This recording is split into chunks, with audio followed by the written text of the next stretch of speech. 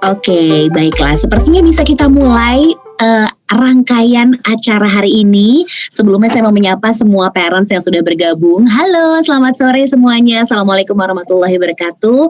Salam sejahtera, selamat sore dimanapun parents berada. Thank you so much untuk Mbak Erni Sri Purnami dan juga untuk semua teman-teman yang tadi udah rame di kolom chat padahal kita belum mulai. Artinya excitementnya di sini sudah terlihat sekali ya.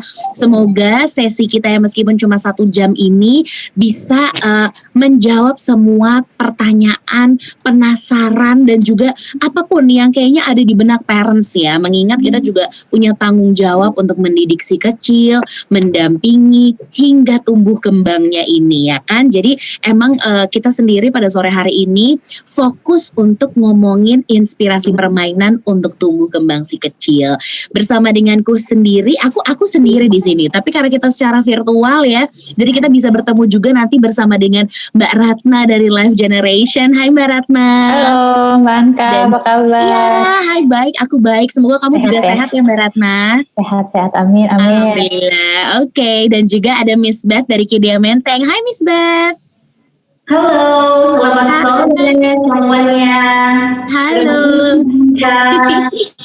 Iya, ini banyak banget komentar-komentar positif ya yang kayaknya bikin kita gak sabar untuk memulai. Aku mau curhat dulu nih sebagai seorang ibu juga gitu ya. I'm also a parent gitu dan aku tuh penasaran banget sama banyak banget kayaknya di luar sana yang sekarang tuh lagi sama nih kondisinya sama aku gitu.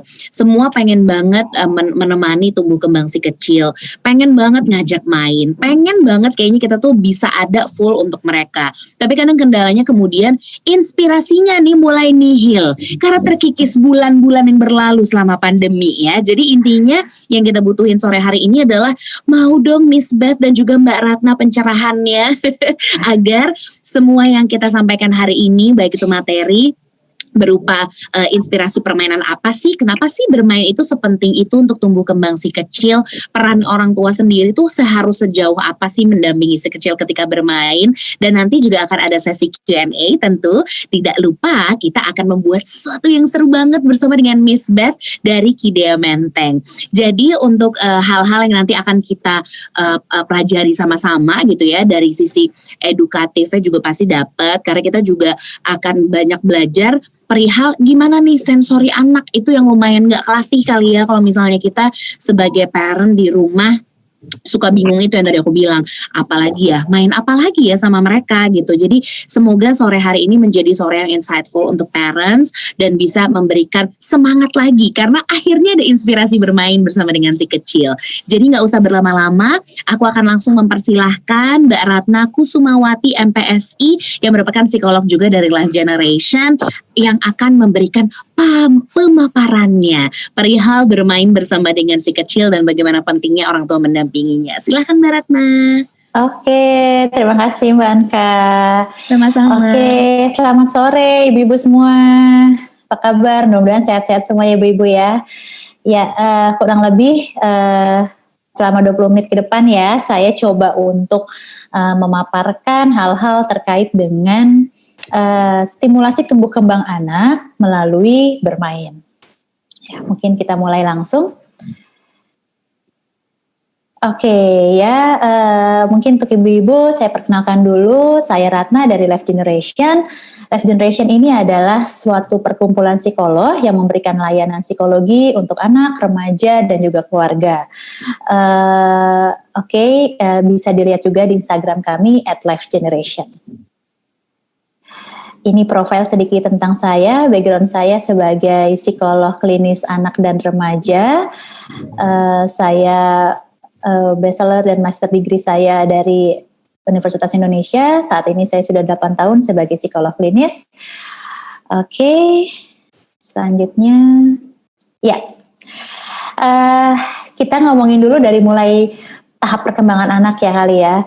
Jadi kalau kita ngomongin perkembangan anak, berarti kita ini ngomongin yang namanya tumbuh kembang ya, tumbuh dan kembangnya anak individu dari bayi nih sampai dengan dewasa. Itu yang disebut dengan perkembangan.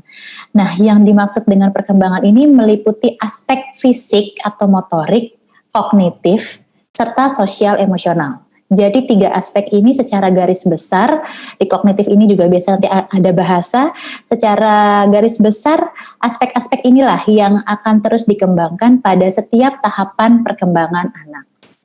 Oke. Nah, kalau kita ngomongin tahapan perkembangan kognitif, salah satu yang kognitif lah ya dari psikologi ini adalah Piaget. Piaget ini memberikan tahapan perkembangan kognitif anak. Jadi kalau anak kita umurnya 0 sampai 2 tahun, mereka ini masih dalam tahap namanya sensori motor, tahapan kognitifnya.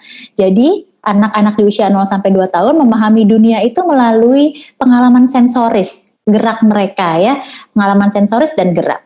Sedangkan kalau nanti sudah berusia 2 sampai 7 tahun atau masa prasekolah gitu ya, toddler dan prasekolah, tahapan kognitifnya disebut dengan preoperasional. Nah, pada tahap ini anak-anak memahami dunia melalui bahasa dan melalui mental image atau simbolis. Nah, disinilah pentingnya bermain karena bermain itu adalah bahasa simbolis, sehingga melalui kegiatan bermain berarti kalau menurut teori perkembangan kognitif ini, anak mengembangkan kognitifnya, mengasah kecerdasannya melalui kegiatan bermain. Di usia sekolah, mereka masuk dalam tahap konkret operasional, memahami dunia itu melalui berpikir logis, melalui kategori. Ini biasanya karena mereka sudah banyak terlibat dalam kegiatan akademis ya, sehingga penalarannya lebih terasa. Kemudian nanti di masa remaja sampai dengan dewasa, masuk tahap formal operasional di mana kompleksitas berpikirnya makin berkembang, kemampuan berpikir abstraknya makin berkembang. Ya, selanjutnya. Nah, jadi apa sih kaitannya bermain dan perkembangan intelektual atau kecerdasan anak? Kalau tadi dilihat dari bagannya, berarti di anak umur 2 sampai 7 tahun mereka memahami dunia, mereka mengembangkan kecerdasan melalui bahasa dan pengalaman simbolis. Nah, bermain ini adalah memiliki peran penting karena melalui bermain anak bisa memahami dunia melalui dia melakukan sesuatu dan bereksplorasi. Jadi menurut Piaget tadi bahwa play is the work of the child. Kalau kita kerjanya ya kayak gini ya Mbak Anka ya, kita kerja gitu ya. Tapi kalau anak-anak kerjanya itu ya bermain. Jadi porsi bermainnya harus banyak. Selanjutnya. Nah ini apa sih sebenarnya yang dikembangkan? Apa sih sebenarnya manfaat bermain? Manfaat bermain itu untuk kognitif, fisikal, sosial, emosional, dan bahasa anak. Kalau dari segi fisik, ya anak mengembangkan kekuatan ototnya, anak mengembangkan koordinasi motoriknya, motorik halus, motorik kasar, itu bisa semuanya terstimulasi melalui bermain. Kalau dari sosial, anak mengembangkan yang namanya dia bisa mengobservasi, dia bisa bekerja sama, dia bisa bermain bersama anak lain, interaksi sosial, itu dari segi sosialnya. Sedangkan emosional, melalui bermain anak itu bebas mengekspresikan emosinya. Itu penting banget untuk anak bisa mengekspresikan emosinya dengan bebas tanpa merasa terancam. Itu bisa terjadi melalui kegiatan bermain. Kemudian juga anak belajar untuk kontrol emosinya. Itu juga melalui kegiatan bermain. Sedangkan bahasa tentu saat bermain anak juga punya kosakata baru ya, kemudian anak berinteraksi, perkembangan bahasanya pun bisa terstimulasi. Dan kognitif, kecerdasan kognitif ini melalui bermain kan melalui eksplorasi anak mengenal berbagai hal baru. Dia mengasah kemampuan berpikirnya, kemampuan penalarannya, mengenal warna, mengenal bentuk gitu ya, berpikir kritis. Jadi semua aspek perkembangan ini bisa terstimulasi melalui kegiatan yang menyenangkan, yaitu kegiatan bermain. Selanjutnya, oke, ini tadi penjelasannya ya, nanti mungkin bisa dibaca terkait aspek-aspek tadi, sudah saya jelaskan. Selanjutnya, oke, nah sekarang sebenarnya jadi bermain itu yang kayak gimana sih, batasan bermain itu kayak gimana ya gitu. Nah kalau kita ngomong bermain, batasan bermain itu yang pertama adalah bermain itu selalu menimbulkan motivasi intrinsik, artinya motivasi dalam diri anak. Anak dengan sukarela ingin melakukan kegiatan itu karena dia menyukainya. Kenapa? Karena dalam bermain ada emosi yang positif. Emosi positif itu rasa senang, rasa excited ya. Kemudian dalam bermain itu ada fleksibilitas. Ada juga bermain itu batasannya adalah berorientasi pada proses. Jadi biasanya anak-anak menikmati proses bermain itu walaupun kadang nggak ada tujuannya, nggak ada hasil yang dicapai ya. Kayak misalnya bermain petak umpet atau misalnya anak-anak bermain boneka ya, itu kan dia menikmati prosesnya.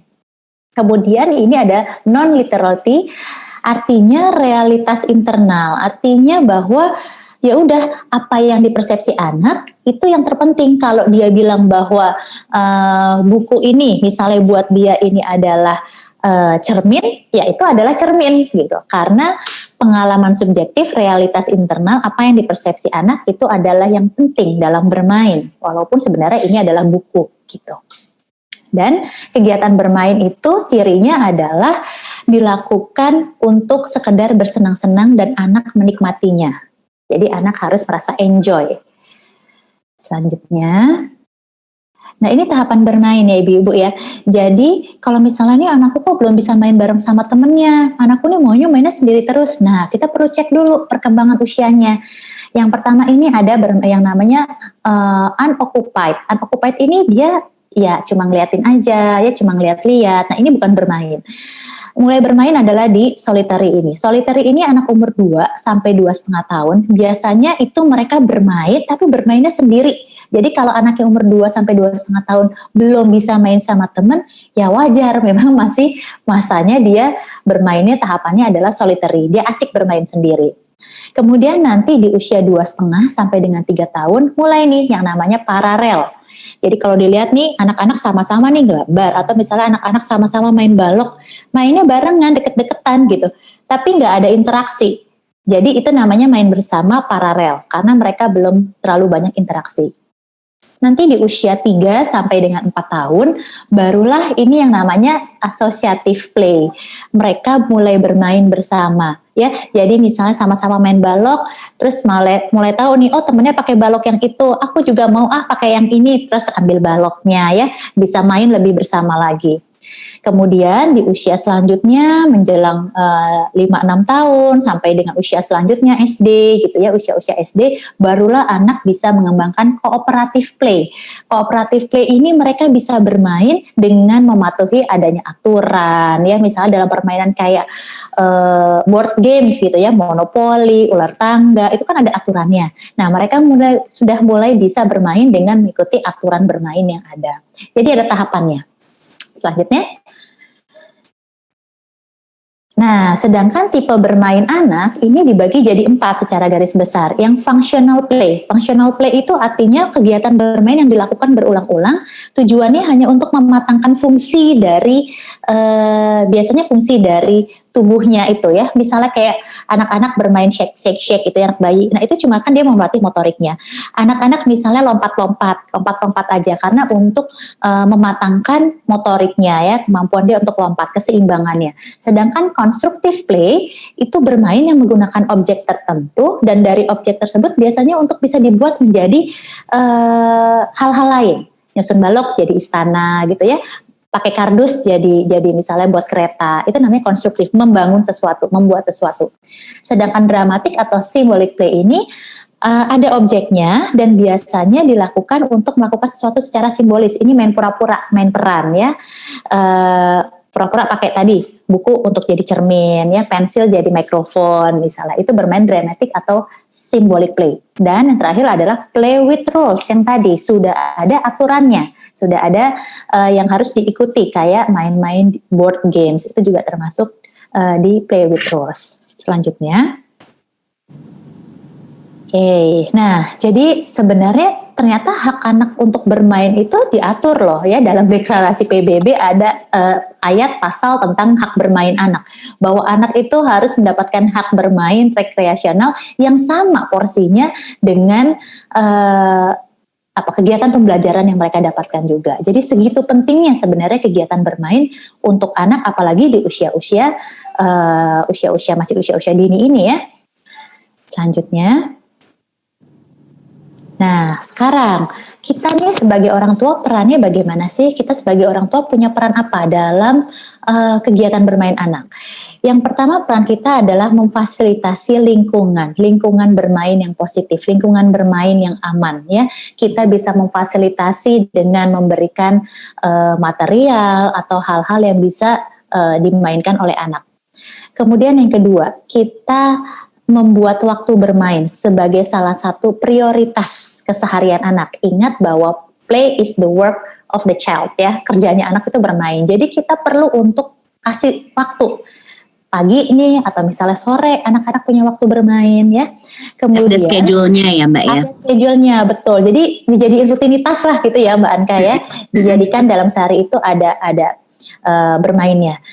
Kemudian bermain bersama anak, kita menjadi pendamping, nggak sekedar pendamping, tapi kita menjadi partner bermain. Nah, saat kita menjadi partner bermain dengan anak, ini penting untuk anak bisa mengembangkan keterampilan sosialnya. Ya, dia belajar di situ misalnya untuk bisa saling menunggu, ya, misalnya mamahnya duluan. Kemudian dia bisa belajar untuk mengamati bagaimana orang lain.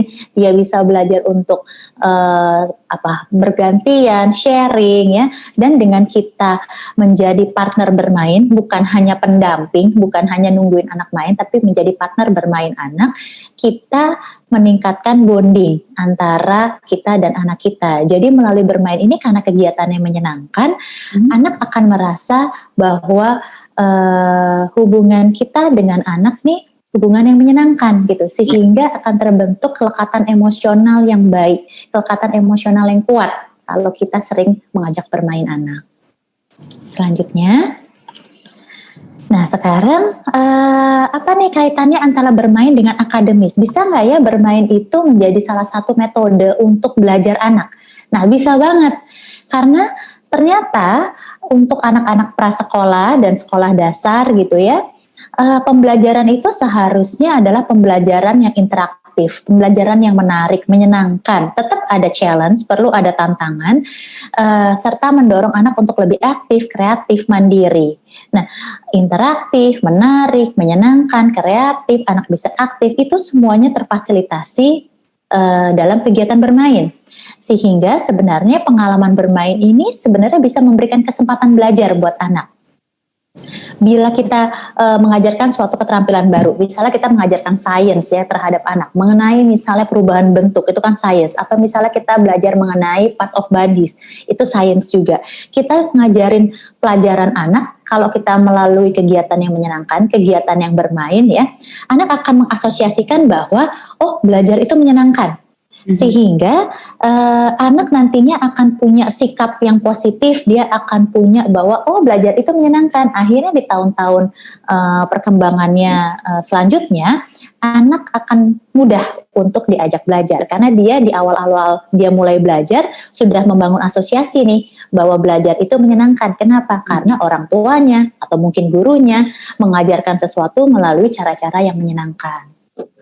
Gitu. Jadi pentingnya belajar dengan bermain. Oke, selanjutnya. Nah, sekarang kita mau tahu nih sebenarnya ada loh yang disebut sebagai alat permainan edukatif. Apa aja sih sebenarnya alat permainan edukatif itu apa? Alat permainan, mainan-mainan yang tujuannya untuk meningkatkan akademis, kegiatan belajar dan perkembangan anak. Ya, jadi ini sifatnya memang untuk mengembangkan kognitif ya, mengajarkan anak, berorientasinya pada hasil. Biasanya ada strukturnya seperti itu.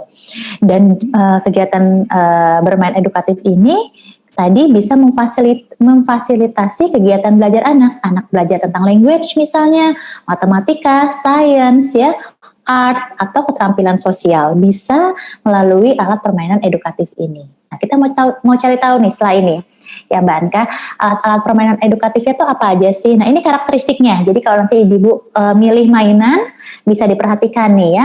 Yang pertama cirinya adalah kita lihat tentang stimulasi sensori, seberapa banyak sensori yang dapat terstimulasi dari mainan itu. Apakah dari warna aja atau ada warna, ada suaranya, apakah ada warna, ada teksturnya, apakah ada geraknya ya, itu kita lihat. Yang kedua adalah mengenai challenge tadi, belajar itu perlu ada challenge. Jadi apakah mainan itu memberikan tantangan pada anak? Tantangannya perlu diingat, tantangan tanpa membuat anak frustasi. Di sini makanya dibilang positive challenge ya. Karena kadang anak tuh suka apa ya, kalau lagi main terus nggak bisa, dibuang mainannya. Nah, dibuang mainannya, benar. Nah, itu kayak mungkin, kita pas kecil juga gitu ya Mbak Ratna ya. Betul. Kalau misalnya anak TK terus dikasih anak umur 3 tahun gitu ya, misalnya dikasih Lego-Lego yang udah kecil-kecil ya, Lego-Lego yang harus pesawat. Nah, itu kan berarti kan tantangan. Tadinya orang tua tujuannya mau ngasih tantangan gitu Mbak Anka ya. Nah, tapi kalau kita lihat ini itu adalah tantangan yang membuat frustasi kan. Iya. Nah, Jadi kita harus tahu tantangan itu harus sesuai juga dengan perkembangan anak gitu. Jadi kalau misalnya udah dikasih duplo nih sesuai usianya, tapi dia frustasi, oh mungkin dia butuh partner. Kita sebagai partner bermainnya untuk membantu dia memiliki tadi positive challenge, dia bisa menghadapi itu dengan menyenangkan. Kita lihat tipe anaknya. Kemudian ketiga, ekspresi diri. Apakah alat permainan, apakah mainan yang kita punya ini ya, misalnya memberikan kesempatan ke anak untuk mengekspresikan ide-idenya. Apakah melalui permainan ini anak bisa berkreasi? Nah, kalau bisa, itu salah satu ciri dari alat permainan edukatif. Kemudian seberapa besar anak harus melakukan dengan cara yang benar. Ini terkait dengan keberhasilan. Mainan ini harus benar salahnya nggak ya, gitu ya. Kayak misalnya nyusun puzzle ya, itu kan harus ada benarnya, gitu ya. Tapi tadi seberapa ini sih, maksudnya kayak sampai benar-benar anak nggak boleh salah, atau kalau di puzzle kan anak masih boleh trial and error, gitu ya. Jadi seberapa besar anak melakukan dengan cara yang benar. Apakah mainan itu bisa dimainkan dengan respon benar salah, ataukah bisa menyesuaikan kemampuan anak. Ya kayak misalnya tadi duplo, oh anaknya baru bisa nyusun 4, oh udah bagus gitu ya. Nggak harus anaknya bisa nyusun sampai 20. Nah seperti itu. Diapresiasi setiap apa yang dia lakukan gitu kali ya. Betul. Keberhasilannya harus diapresiasi sesuai kemampuan dan tahapan usianya gitu ya. Oke, lanjut. Karakteristik yang kelima adalah alat ini apakah bisa memberikan fungsi yang berbeda ya. Jadi apakah dari mainannya bisa dimanipulasi, diubah nggak ya bentuknya jadi berbagai bentuk, atau misalnya jadi berbagai macam tujuan yang beragam. Balik lagi nih, saya pakai contoh balok-balokan tadi ya, duplo tadi ya. Tadinya misalnya bisa jadi menara, terus bisa difungsiin yang berbeda nggak ya? Oh ternyata sama anak bisa dibuat untuk bermain pura-pura jadi tikap gitu ya, cangkir gitu ya. Nah itu kan berarti bisa pakai fungsi yang berbeda. Itu contohnya maksudnya. Kemudian fleksibel, apakah mainan tersebut dapat disesuaikan bentuk, kecepatan, atau tingkat kesulitannya. Nah ini maksudnya balik lagi supaya mainan ini kita tahu bahwa mainan ini memang bisa disesuaikan dengan tahapan perkembangan anak gitu, tidak membuat anak merasa frustasi juga gitu. Kemudian kesempatan berinteraksi, apakah melalui bermain dengan mainan ini, kegiatan ini, anak bisa bermain dengan orang lain. Ya, karena dengan bermain dengan orang lain, misalnya bermain dengan orang tua atau teman seusianya, berarti ada nilai tambah nih, yaitu melalui bermain anak mengembangkan keterampilan sosialnya. Selain kognitifnya tadi, karena ini permainan edukasi, tapi dia juga mengembangkan keterampilan sosialnya. Jadi kesempatan berinteraksi menjadi salah satu hal yang penting dalam bermain. Kemudian adanya individuality and growth. Jadi apakah mainan itu sesuai dengan tumbuh kembang anak ya? Apakah mainan itu merefleksikan minat anak? Individuality itu maksudnya itu, setiap anak bisa beda-beda. Anak umur 3 tahun mungkin sebagian suka duplo, tapi ada juga yang gak suka gitu ya. Sukanya misalnya main cat air. Nah bisa beda-beda ya, jadi kita harus juga melihat sebenarnya, karena setiap anak unik, anak kita unik, kita lihat anak kita minatnya apa. Dan yang terakhir pastinya harus memperhatikan keamanan ya. Jadi eksplorasi boleh bebas tapi tetap safety first gitu ya Mbak Anka ya. Betul. Dan keselamatan anak yang utama. Dan sekarang tambah lagi protokol kesehatan. Aduh repot. Oh betul. bener. Iya kan? Jadi membatasi, tapi kita harus pintar-pintar jadinya ya. Betul. Gimana caranya mensiasatinya. Nah oke. Nah ini contoh permainannya ya Mbak Anka. Jadi dari yang tadi karakteristiknya kita sudah coba lihat satu-satu. Nah, ini contohnya aja. Contoh permainan edukatif itu ada puzzle. Itu puzzle memenuhi tadi kriteria tadi ya, yang ada tantangan, kemudian bisa berinteraksi juga karena bisa main bareng, kemudian ada keberhasilan. Nah itu tadi semuanya bisa diubah menjadi berbagai bentuk gitu ya. Misalnya kalau puzzle enggak, tadi Lego ya maksudnya, kalau berbagai bentuk. Oke, kemudian stacking toys itu yang prinsipnya adalah susun-susun. Iya betul, yang susun-susun apapun itu, bisa balok, bisa yang lainnya. Kalau stringing toys itu seperti meronce gitu ya, yang anak harus pakai beats atau apa, yang harus masukin sesuatu. Nah itu juga tadi melatih untuk motorik halusnya, koordinasi mata dan tangannya. Ada challenge-nya, ada indikasi keberhasilannya, ada. Anak kan harus masukin dia berhasil gitu ya. Itu menjadi challenge, itu menjadi challenge hingga kita menjadi dewasa membantu ibu kita memasukkan benang ke dalam jarum. Nantinya terpakai ya dalam kehidupan sehari-hari ya. Benar. Itu bisa menjadi pahala dan ladang ini amal untuk kita juga itu kayak perkara masukin benang. Masukin benang ya, jadi latih sabar juga gitu ya. Benar. Nah selanjutnya ini ada nesting toys. Nah nesting toys ini kayak ini loh Mbak Anka, kalau yang apa tuh kan ada mainan misalnya yang cup dari yang ukurannya paling besar, sampai kecil, sedang. Nah ya sampai yang kecil. Nah itu juga sebenarnya tadi melalui permainan edukatif ini kan mengajarkan konsep ya, termasuk matematika di situ bisa. Jadi awal perkembangan anak nih, kalau anak-anak prasekolah melalui permainan nesting toys ini sebenarnya adalah dia belajar tentang konsep ukuran. Nah konsep ukuran ini kan akhirnya nanti besar kecil, tinggi pendek, itu sebagai fondasi untuk dia nanti belajar matematika sebenarnya. Gitu. Jadi ini salah satu nesting toys juga bagus.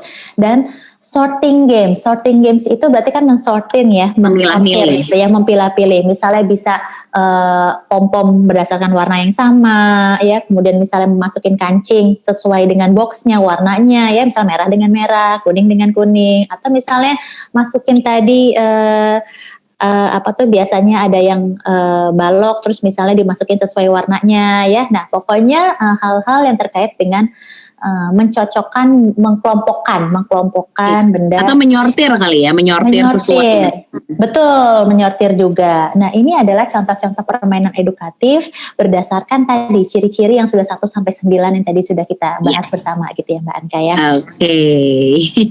Seru nih kalau kita ngomongin. Masih ada lagi Mbak? Nah ini terakhir slide dari saya ya. Nah ini saya mau kasih, when do we see children was happy and growing at play? When do we see children at their most creative? In play. When do most children ask parents to do? Come and play. So play in all its mirror types and activities is the cornerstones of child learning and development. So wait, go out and play.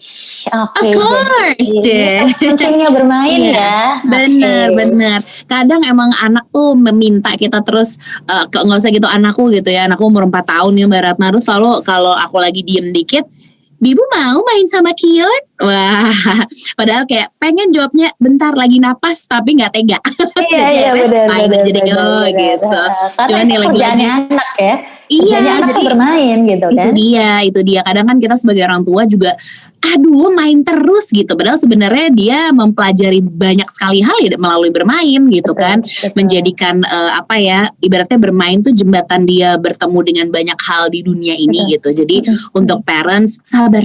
Ketika anak ngajak main tuh artinya dia serius pengen main sama kita. Benar. Dan ini kan kesempatan gitu. Ya. Nggak nanti di tahapan usia selanjutnya kan mereka sudah nggak bermain lagi gitu ya. Maksudnya sudah lebih banyak belajar dan segala macam. Jadi mumpung masih usia bermain, ya jangan sampai kita lewatkan lah momen-momen bermain dengan anak. Mumpung ngajak mainnya kita bukan orang lain. Kalau ada orang lain nanti pasti ya aku mainnya sama orang lain pasti kan gitu. Jadi nikmati aja momen-momen emas ini gitu, momen yang sangat berharga juga untuk kita sebagai parents gitu. Mbak Ratna thank you banget ya sharingnya ya. Seru banget deh. Aku dari tadi menyimak biarpun ada 9 gitu tadi, cuman gak apa-apa aku simak satu persatu. Thank you so much Mbak Ratna. Karena dari tadi pertanyaan yang kita mungkin pertanyaan nanti bisa kita banking di akhir ketika Q&A session. Cuman yang dari tadi kita udah sempat obrolin adalah bermain. Nah inspirasi permainan macam apa? Tadi baru contohnya kan Mbak Ratna. Sekarang kita ada Miss Beth dari Kideo Menteng. Hai Miss Beth, mohon maaf boleh dibuka untuk suaranya? Oke. Halo, selamat sore semuanya. Selamat sore. Halo. Miss Beth, thank you so much for joining us. Ini kita sudah sangat siap untuk mendapatkan inspirasi dari Miss Beth yang kayaknya mungkin inspirasinya Miss Beth itu setiap hari ada aja gitu buat anak-anak. Nah, di sebelahku ini sudah ada serangkaian cousin skits yang mana nanti katanya dengar-dengar Miss Beth bakal mengkombinasikan Cousins Kids ini dengan ramuan ajaib. Karena Miss Beth mau bikin apa? Silahkan, kita akan langsung menuju ke activity yang bisa menjadi inspirasi untuk kita semua bermain bersama si kecil. Silahkan Miss Beth. Oh, oke. Terima kasih banyak, Mbak Anka. And then, hello parents. Terima kasih sudah bersama kami waktu ini. Kami dari Kidea Menteng. Kalau Kidea kami preschool dan kindergarten. Tadi saya mendengar kabar Ratna untuk yang kerjaan anak, yaitu benar-benar banget. Kami dari sekolahan melihat banget kerjaan anak-anak itu harus main. So play is the work of the child. So kalau anak-anak ditanyain apa itu Mas, itu tidak bilang kerja atau belajar. Anak-anak harus bicara, saya mau main. So itu ya Mbak Anka dan Mbak Ratna tadi saya juga saya kan guru TK dan anak-anak kecil harus belajar terus untuk yang tadi Mbak Ratna disebutkan untuk anak-anak psikolog anak-anak untuk bermain terus. Nah, dari sisi kami menyiapkan selain hari ini dan parents jangan lupa their parents. Anak-anak juga jangan lupa cuci tangan dulu. Especially this time harus kita ikut protokol ya. Tadi sudah disebutkan. So harus cuci tangan. Kita dari di Kidea Menteng kami harus menyiapkan yang sabun cuci tangan yang dari Cousins ya. Kami karena Cousins produk itu child friendly banget. So kami di Kidea Menteng kami menyiapkan yang kami bisa pakai untuk aktivitas kami, kayak produk-produk yang dari Cousins untuk pembersih tangan atau bisa mandi, shower atau untuk wipe bisa juga, dan ada sabun dan shampoo apa saja yang kami bisa lakukan karena kami juga ada daycare ya. So sekarang kami menyiapkan barang-barang yang kami juga minta kemarin dari Parent Story. Kami minta tolong untuk sampaikan ke parents karena hari ini dear parents and children kita harus membuat slime. Yeay! So slime ini, saya mendengar dari Baratna ya, banyak banget yang termasuk itu inti-inti tadi yang Baratna sebutkan untuk kognitif, intelektual, fisikal, itu yang motorik, sensorial, banyak banget yang termasuk untuk ini. Dan sebelum kita membuat slime, harus kita tahu kenapa ya slime yang dipilih untuk aktivitas ini.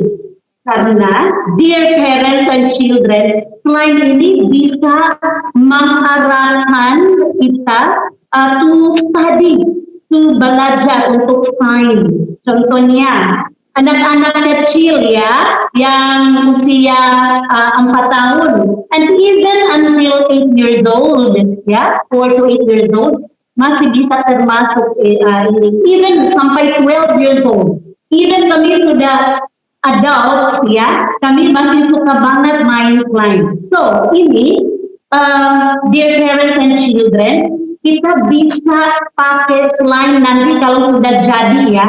Kita pasti bisa slime untuk mengajar alfabet. Oh ya. Nah dear parents, biar anak-anak tidak bosan karena kalau kita duduk kita belajar. Oke, itu sudah susah, sekarang harus main. Ya dari poinnya Ratna ya tadi ya. Harus kita bermain sama anak-anak. So, ini kita bisa ajarin anak, ayo anak-anak ikutin, kita bikin ini huruf B, huruf B, kita bisa pakai slide nanti. Nanti kita bisa kasih contoh atau vocabulary. Oh, dari tadi diskusi Baratna bilang itu bisa untuk language juga, ya, juga di slide ya Baratna ya. Karena ini nanti kita bisa bikin kayak vocabulary anak-anak, tentunya kita bikin strong. Oh, ini ke arah untuk sign atau body part. Oh ya, bisa juga kita bisa bikin our hand feel, tangan untuk tangan. So apa saja yang kita bisa connect untuk ajarin anak-anak ya, itu educational. Okay, so this time I hope everybody is ready. Ayo, dear parents, siapin apa semua alat-alat atau barang-barang yang kita mau pakai untuk membuat slime. Yay! Okay, now first thing and most important thing for sure, okay, kita harus ada lem, okay, glue, okay, apa saja yang glue yang parents ada di rumah, okay, so their parents siapin glue, okay, dan selainnya itu sabun, yang sabun cair. Nah kami di sini kami pakai yang sabun Kasan, okay, so body wash. Kasus body wash atau bisa juga kalau mau nanti jadinya slime lebih lembut, kami pakai shampoo, okay, dan Kasan, okay, lebih lembut nanti teksturnya bagus banget, okay. Dan kalau bikin slime harus kita juga pakai itu activatornya, dear parents ya. Kami ada di sini ball. Kalau tidak ada bom, gak apa-apa. Kalau aktivitasnya bisa juga yang install mata tetes mata, ya. Oke, bisa juga. Dan kita karena dari Baratna tadi ya Baratna, dia ingat itu untuk sensori juga bisa yang color, right? So kita ada juga pewarna di sini, dear parents. So it's up to you apa yang warna yang you want to use, and then could be the choice of your child. Okay, so your child will be more interested to do the activity. Okay, and then selainnya harus kita mempersiapkan our stick. Ini untuk mixing nanti, atau kalau nggak ada stick nggak apa-apa, pakai saja sendok ya. Oke, spoon. Oke, kita bisa pakai spoon. So to do the mixing, we can use bowl, okay, atau tray. So hari ini Miss Beth mau pakai tray. Ayo. So let's get started, ya. Let's get started, dear parents. So pertama kita harus pakai lem, okay? Apa saja yang sebanyaknya atau apa yang maunya, okay? So it's up to you. You want more? Atau sedikit saja, gak apa-apa. So here I use the spoon, okay? Now we need to put saja glue, dear parents, okay? Semaunya, okay? Ayo, kita make together, ya? We will make together, dear parents. Yeay! So, wow, ini lem ini kita bisa juga Baratna itu untuk tekstur ya Baratna ya, bisa juga ya. Sensori untuk tekstur ya, Miss Beth ya. Sorry, nah itu dear parents itu sudah termasuk.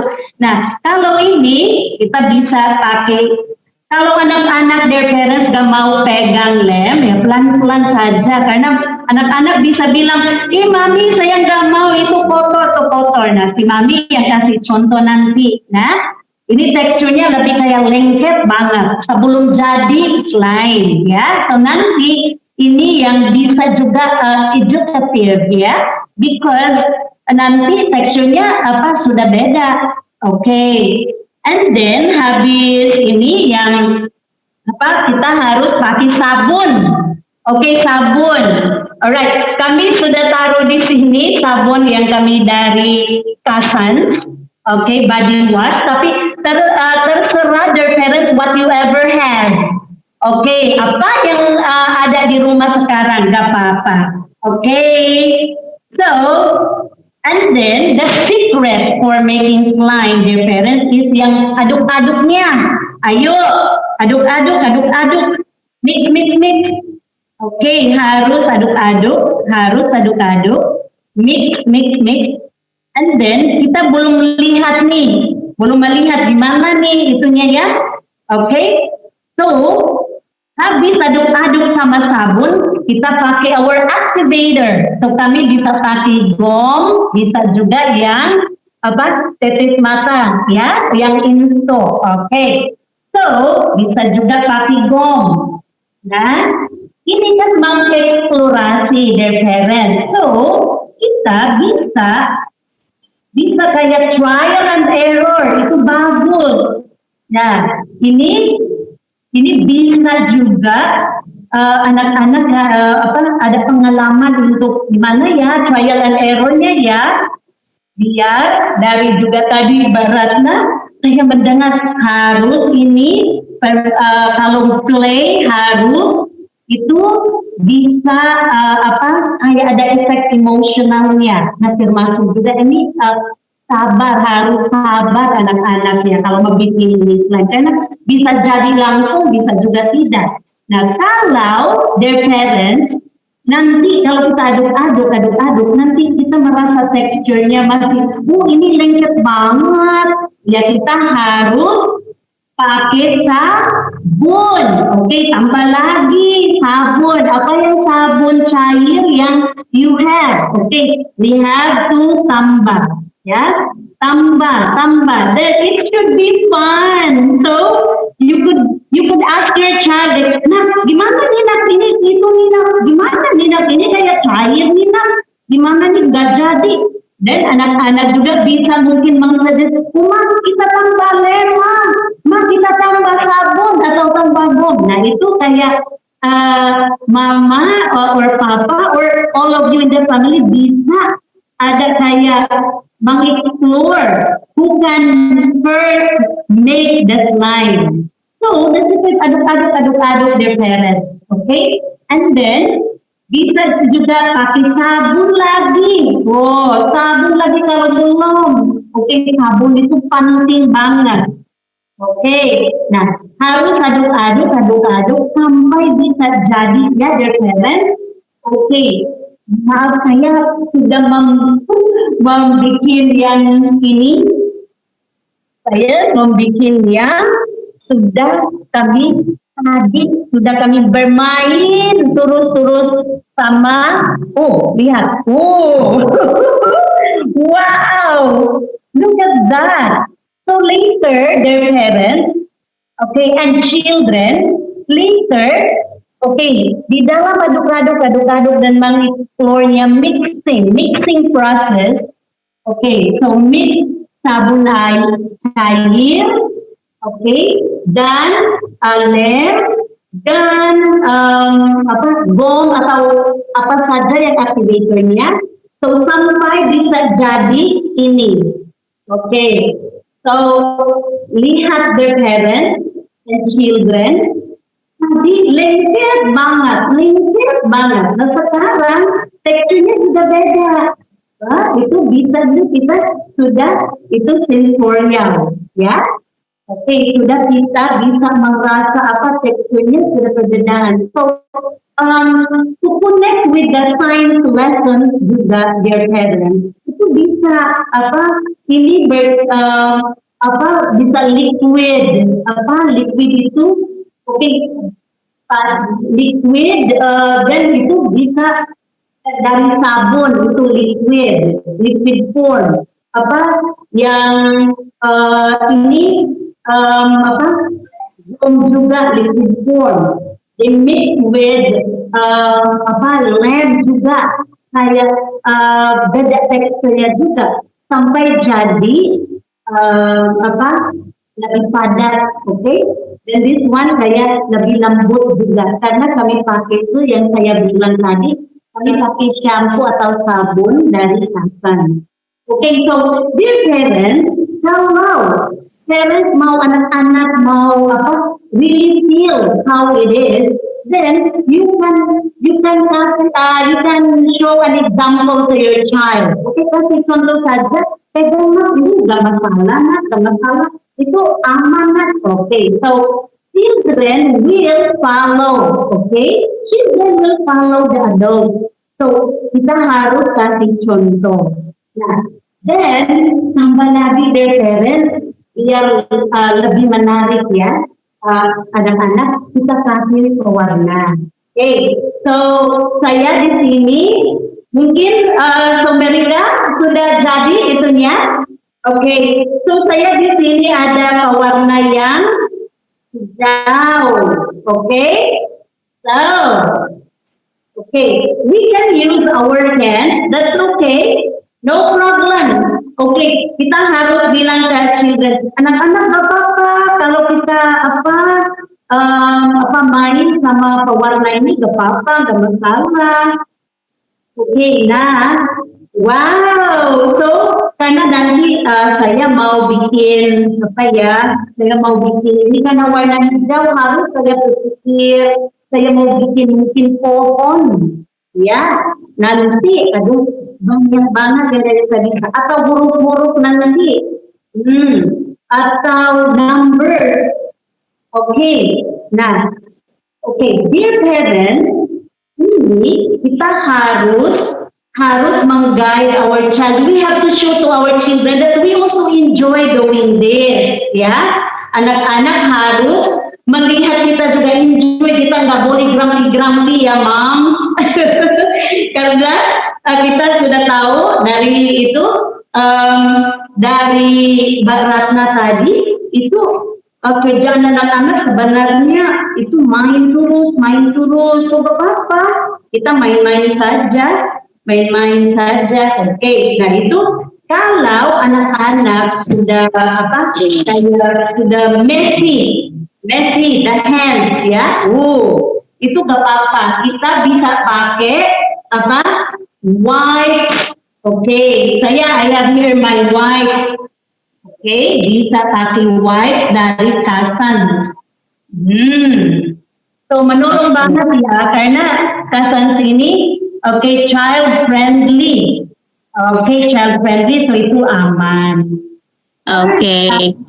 Miss Beth, thank you banget ya Miss Beth. Aku jadi tahu nih ternyata bikin slime tuh gampang banget ya Miss Beth. Thank you. Yes, ternyata gampang banget. Selama ini kan kita biasanya parents tuh pengennya cepat gitu asal jadi. Padahal sebenarnya the process itself itu penting banget ya untuk, maksudnya tadi seperti Mbak Ratna sempat bilang juga di awal, kalau proses orang tua dan juga anak bersama melakukan sesuatu, it's precious ya Mbak Ratna ya. Betul. Jadi ini emang bisa dijadikan satu momen juga. Asik, aku dapat satu resep bikin slime. Jadi ntar aku akan coba praktekin sama Kion karena dia pasti suka banget nyampur. Soalnya ini seperti memasak, padahal ternyata sebenarnya mainan baru. Betul, jadi menciptakan mainan betul, gitu kali ya. Tadi ya bermain itu kan harus menikmati proses ya. Nah ini prosesnya ya. Iya, jadi prosesnya lengkap banget. Baiklah, ini mungkin aku juga mau nanya dulu nih sama untuk partisipan yang sudah hadir, apakah sesi ini juga sudah menggugah selera parents untuk bisa langsung mencoba mempraktekkan membuat slime di rumah? Monggo loh ya. Dan kalau ada yang mau bertanya silahkan, karena ini waktunya juga udah mepet banget, udah mau sebentar lagi jam 5. Boleh mungkin untuk 2 penanya boleh langsung taruh di chat room mungkin, atau misalnya tim Parent Story mau japri aku silahkan ya. Meanwhile ini sambil aku juga mau nanya nih kayak sama mumpung ada Mbak Ratna juga di sini gitu, karena tadi ada beberapa pertanyaan yang aku sempat mau tanyain Mbak Ratna sehubungan dengan tadi pemaparan Mbak Ratna sendiri. Kalau dampak nih Mbak Ratna, kalau misalnya motorik halus, kasar sama sensori anak tuh nggak terstimulasi dengan baik, itu ada dampak, maksudnya dampaknya segitu berdampaknya ke tumbuh kembang si kecil nggak sih Mbak?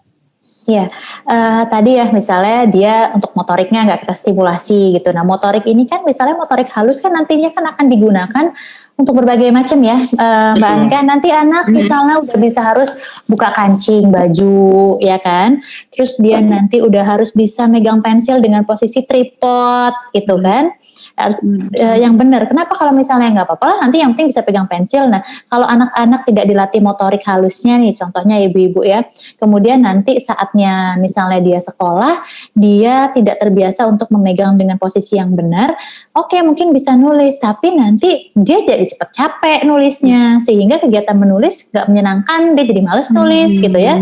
Jadi kenapa harus stimulasi? Salah satunya motoriknya seperti itu, karena kita nanti akan banyak menggunakan motorik halus untuk sehari-hari kita, gitu, akademis dan sehari-hari.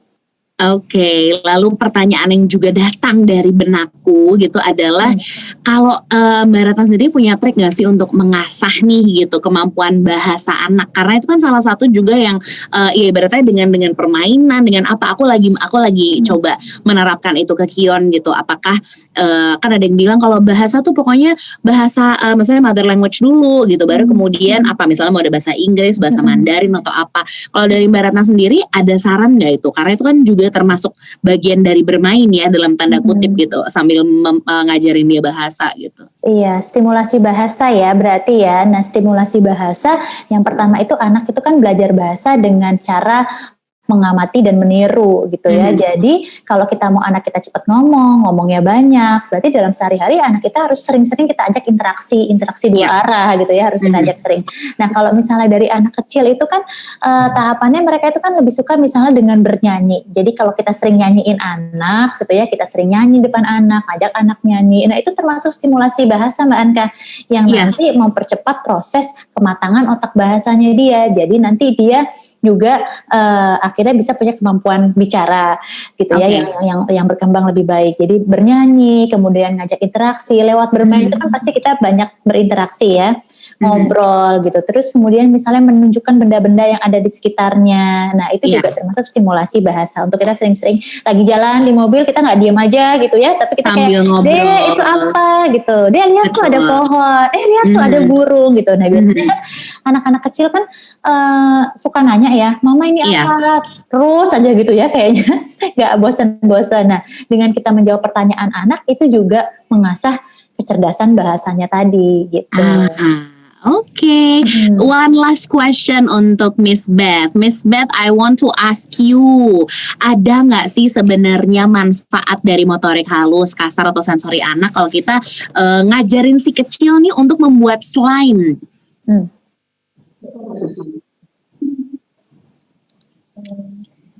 Halo, Miss Beth. Okay. Hello, Miss. Okay. Minta tolong boleh diulang questionnya. Boleh. Ada nggak dari tadi?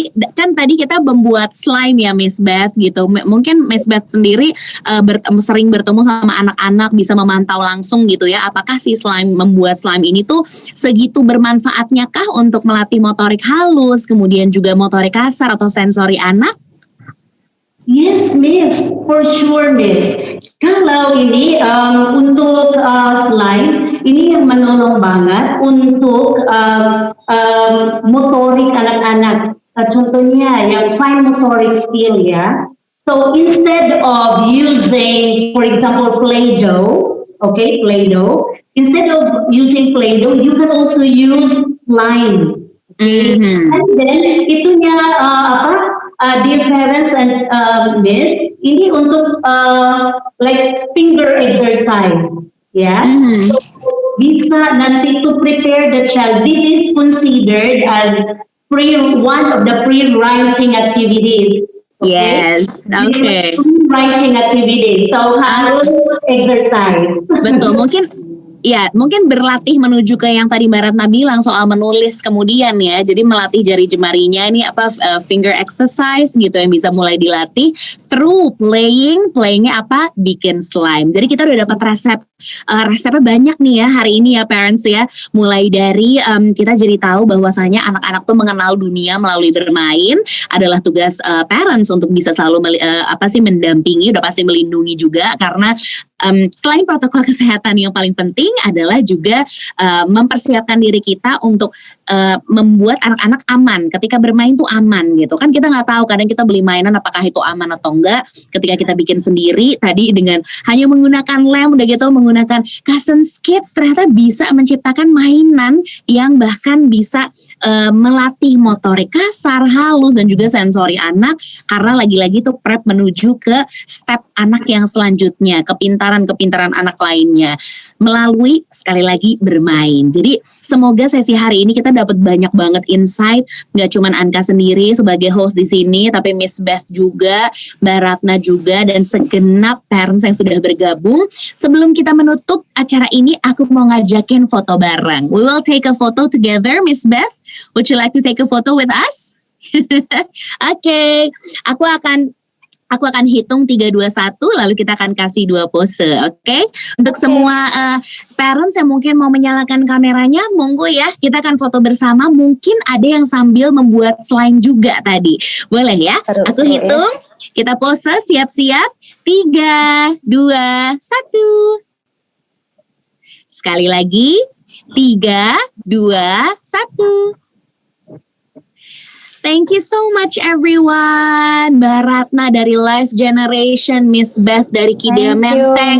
Tentunya untuk Parent Story Festival yang mengizinkan aku untuk dapat membawakan acara ini hingga selesai. Terima kasih juga untuk Cousins Kids. Semoga kita bisa berjumpa lagi dan jangan lupa untuk ingat kalau bermain itu untuk anak adalah segalanya. Pintu menuju ke berbagai dunia dan juga jendela-jendela lainnya untuk ia belajar. Jadi kita sabar-sabar ya parents. Tahu kok rasanya lus dada, tapi tenang, itu semua untuk kebaikannya mereka, tentu ujung-ujungnya untuk kebaikan kita semua. Jangan lupa juga untuk semua ide dan inspirasi aktivitas di rumah yang bisa dilakuin bersama si kecil. Parents, aku juga mau infoin, jangan lupa ya untuk terus pantengin social medianya Parent Story tentu. Dan jangan lupa juga untuk yang belum follow, boleh di follow juga social medianya Parent Story. Jangan lupa aku mau info kalau Cousins Kids lagi mengadakan Cousins Bintang Kecil 9 dengan total hadiah 1 miliar rupiah. Wow, 1 miliar rupiah hari gini. Jadi langsung kirim foto dan juga video terbaik si kecil yang sedang mengeksplor beragam kegiatannya melalui pengalaman sensorinya. Dan jangan lupa juga simak info selengkapnya di website www.cbk9.co.id atau di Facebook Cousins Kids Indonesia serta Instagramnya @cousinskids_id. Terima kasih Cousins Kids sudah membantu Miss Beth membuat slime hari ini bersama dengan Mbak Ratna juga dari Life Generation. Once again, saya mengucapkan terima kasih banyak. Jangan lupa ada promo Cousins Kids di Tokopedia di mana dengan pembelian Rp60.000 parents bisa mendapatkan Emco Slime. Seru banget. Thank you so much sekali lagi. Anka pamit undur diri. Sampai kita bertemu lagi di acara-acara berikutnya. Thank you Mbak Ratna. Thank you Miss Beth. Thank you Parent Story dan Cousins.